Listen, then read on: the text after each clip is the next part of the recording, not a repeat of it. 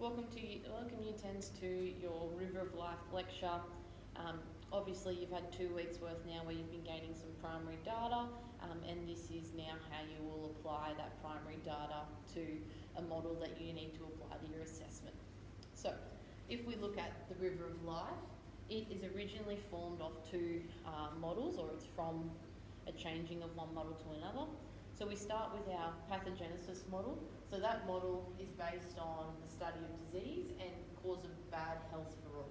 So that was the former model that the society used to use. It's pretty much outdated now by the new approach that we like to take, but obviously the salutogenesis model came off this. So we used to constantly focus on disease or bad health, where now we're trying a different approach. So the current view in the way that we look at health is the salutogenesis model. So that's now pretty much the opposite of pathogenesis. So that's where we're looking at the study of ease and causes of good health. So in regards to the River of Life, we now look at the salutogenesis model, at which the River of Life falls under, and we're looking at the constantly changing environment that has somebody flowing from ease all the way through to disease. The history of the salutogenesis model is that in 1979, a gentleman named Aaron Antonovsky founded this model, and the slang term of it is River of Life. So the salutogenesis approach is the same thing as the River of Life and will be used in the same context, depending on who's teaching you, depends on how they might refer to each model. Okay. So you can't really see in the video the River of Life very well, but hopefully you go and look at the PowerPoint and you can have a look at this a little bit better. But if I am to draw it on the board, so we've got the River of Life, we've got the individual in the middle, so that's me. So we have ease at one end, disease at the other, and then there are factors depending on the circles of what fits in. Now, there are 3 main factors to the River of Life model, as we can look over here.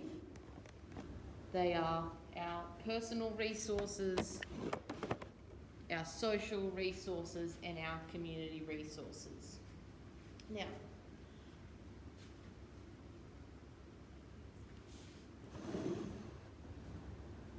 when we're looking at the River of Life, we are looking at something that is constantly changing and has several influences that affect an individual at that level.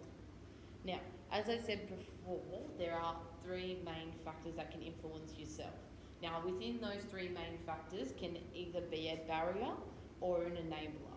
So, obviously we spoke about barriers this term 1, and it's obviously a negative influence that it can have on a person, an object, or a topic, where also this term I'm going to be looking at barriers, and then also enablers, which is obviously the opposite of a barrier. So an opportunity or a positive influence on someone or something. So barriers, obviously negative, move you closer towards disease, and then your enablers obviously move you closer towards ease.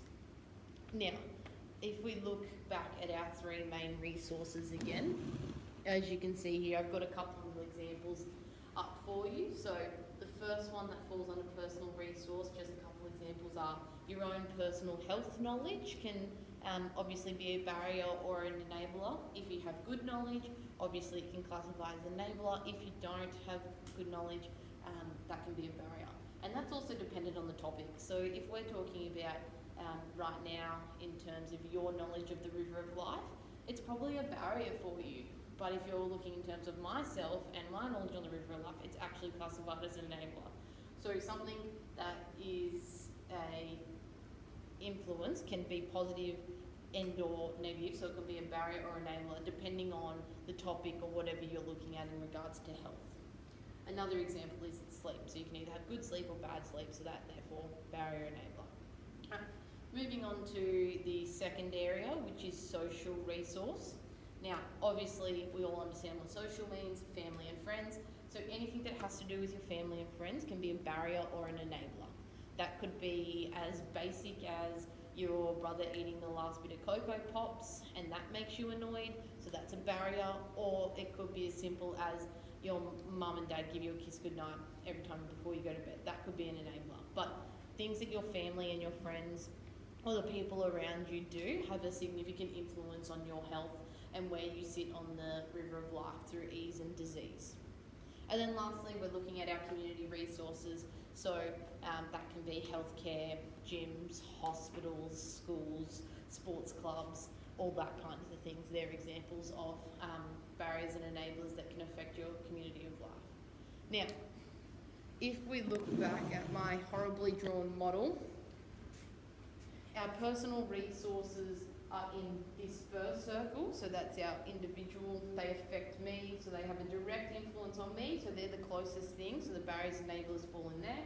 If it's a social issue or a social resource, it falls into that second, and then we have a third layer. So for instance, if I'm taking my day today, now a barrier for me in my day personally right now is that I actually had bad sleep last night.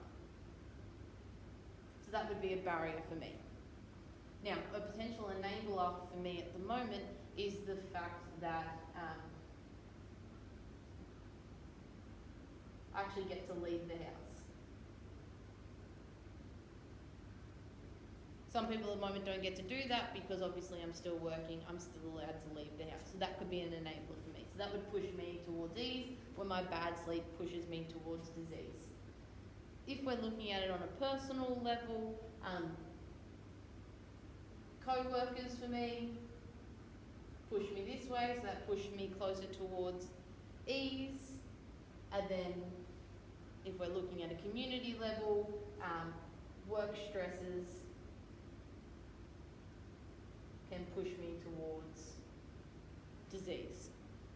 So depending on how many barriers or enablers you have in your circle at a time, or 3 circles I should say, depends on if you're moving towards ease or if you're moving down towards disease.